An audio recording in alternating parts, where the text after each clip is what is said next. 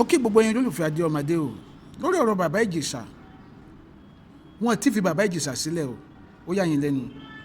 Ó yẹ kí n ti release video lórí ọ̀rọ̀ bàbá Ìjẹ̀ṣà, ṣùgbọ́n mi fẹ́ gbé ìròyìn òfígè fẹ́yìn olólùfẹ́ mi. Mi fẹ́ gbé ìròyìn òfígè fẹ́yìn olólùfẹ́ mi.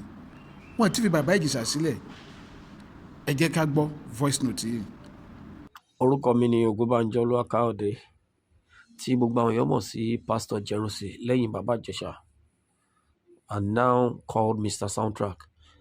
Mo fẹ́ fi àkókò yìí jẹ́ kí gbogbo Nàìjíríà mọ̀ pé wọn ò tí ì fi bàbá Ìjẹ̀ṣà sílẹ̀ o.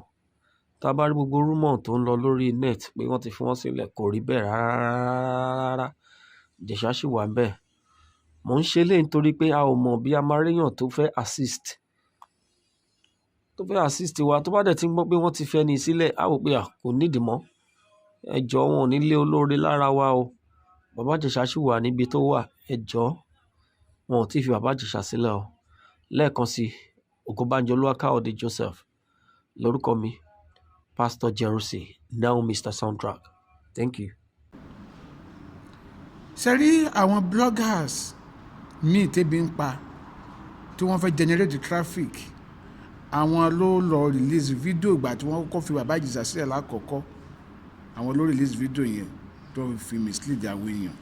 Ọ̀pọ̀lọpọ̀ àwọn media houses, àwọn gan ni wọ́n larí mọ́.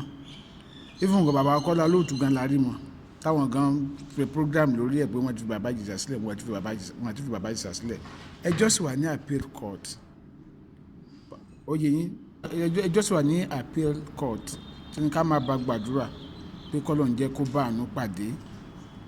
àánú pàdé, wọn ti fi sílẹ̀. So gbogbo ẹ̀yin tẹ́ ti jubilate náà, ẹ ṣé, ara yìí pé ẹ ní ìfẹ́ náà ni. Ṣùgbọ́n lọ́wọ́ ló bá ṣe ń sọ̀rọ̀ yìí, wọn ti fi bàbá Ìjẹ̀ṣà sílẹ̀ o. Adéọmọdé ní orúkọ mi. Ẹ jọ̀ọ́, ẹ bá mi share fídíò yìí. Ẹ má dẹ̀ gbàgbé láti tẹ̀lé mi lójú òpó YouTube mi, Adéọmọdé TV. Ẹ tún bá mi follow page mi, Adéọmọdé TV, lórí Facebook. Ire, ó dàbọ̀.